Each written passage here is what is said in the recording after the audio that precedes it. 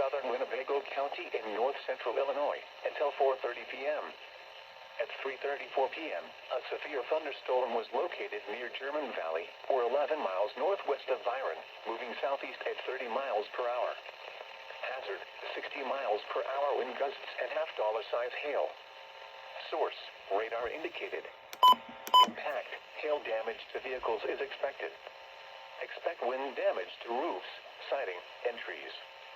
Locations impacted include Rockford, Byron, Rockford Airport, Cherry Valley, Winnebago, Davis Junction, Pecatonica, Stillman Valley, New Milford, Monroe Center, Leaf River, Seward, and Kings. Including the following interstates: Interstate 39 between mile markers 109 and 123. Interstate 90 near mile marker 18. This includes Winnebago County Fairgrounds. For your protection, move to an interior room on the lowest floor of a building.